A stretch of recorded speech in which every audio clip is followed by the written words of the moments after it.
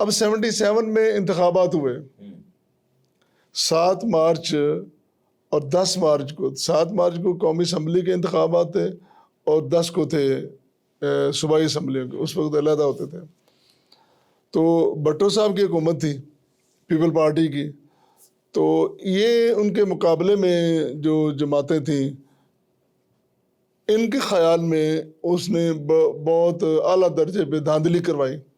اب دھاندلی کے خلاف یہ لوگ اکٹھے ہوئے، اور یہ 9 پارٹیاں تھیں، 9 جماعتیں، اسی لیے ان کو 9 ستارے کہا گیا۔ ان کے پرچم پہ بھی 9 ستارے بنے ہوئے تھے۔ PN پاکستان قومی اتحاد، پاکستان نیشنل الائنس جس کو بولتے تھے، تو انہوں نے باقاعدہ ایک تحریک چلائی۔ اب وہ تحریک تھی دھاندلی کے خلاف، جمہوری تمہارا عمل ہے، جمہوری سفر ہے۔ اس تحریک کو انہوں نے نام دے دیا تحریک نظام مصطفیٰ کا۔ اس کے سربراہ مفتی محمود صاحب، اس میں شاہ احمد نورانی صاحب بھی ہیں، اس میں نواب زادہ صاحب بھی ہیں، جماعت اسلامی بھی ہے، اور بھی دیگر بڑے بڑے جماعتیں ہیں۔ اہل حدیثوں کی کون سی جماعت؟ اہل حدیث بطور جماعت کے ان میں شامل نہیں تھے۔ اچھا، اس میں اہل حدیث بطور جماعت میں انفرادی طور شامل پہ تھے؟ انفرادی طور میں کوئی جمہوری پارٹی میں اٹا ہوا تھا، کوئی مسلم لیگ میں، کوئی کہیں کہیں، ہم ان کے سائڈ پہ تھے۔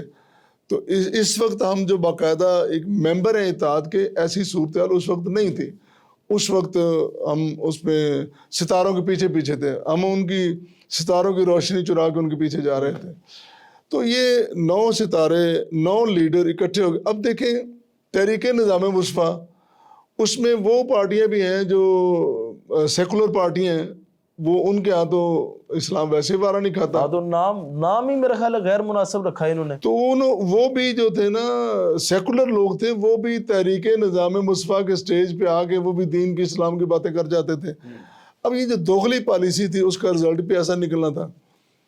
اب پہلے انہوں نے تحریک چلائی، جیلوں میں لوگ گئے، کارکنان گئے۔ اب ان کے جو سربراہ تھے، ادھر سے پاکستان قومی اتحاد کی طرف سے مفتی محمود، نواب زادہ نصر اللہ، اور شروع میں پہلے رفیق باجوہ، رفیق باجوہ کے بعد پروفیسر غفورہ، یہ 3 لوگ تھے۔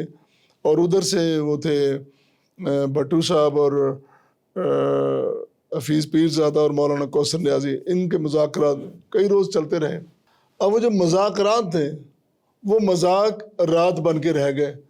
ان کے دوران میں اس وقت جو ہمارے فوجی افسر تھے جنرل محمد ضیاء الحق صاحب، تو وہ ماشاءاللہ بڑی مونچھوں والے، انہوں نے موقع غنیمت جانا کہ بڑا اسلام کے لیے ماحول بنا ہوا ہے، انہوں نے پکڑ کے مارشل لا لگا دیا، اور فوراً جتنی بھی آگے باتیں کی انہوں نے اسلام کے نام پہ، یہ صلاۃ کمیٹیاں، زکوٰۃ کمیٹیاں، یہ فلاں بورڈ بن رہا ہے، یہ مجلس شورا بن رہی ہے، یہ ہو رہا ہے، وہ، انہوں نے کافی اس کو 90 دن کے لیے وہ تشریف لائے صاحب، اور 11 سال انہوں نے یہاں پہ تجربہ کیا، اور تجربے نام کے کیے، اور عملاً کوئی کام نہیں ہوا۔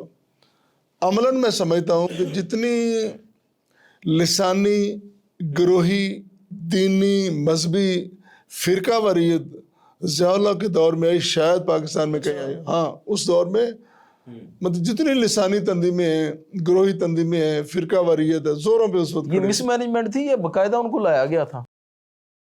اب دیکھیں یہ تو اب ضیاء الحق کو بندہ پوچھے بلا کے، کوئی ایسا وقت مطلب وہ وقت بھی نہیں رہا، یا جس طرح قبر سے نکالا جا سکتا۔ ساحل الدین صاحب کہتے ہیں نا ٹائم مشین کا، تو ٹائم مشین میں پیچھے جا کے بندہ ان سے پوچھ لے، پیچھے جا کے انہیں ٹائم مشین پوچھ لیں کہ بھائی آپ نے یہ سارا کچھ کیوں کیا، کس مقصد، یا کس نے آپ سے کروایا ہے یہ ساری۔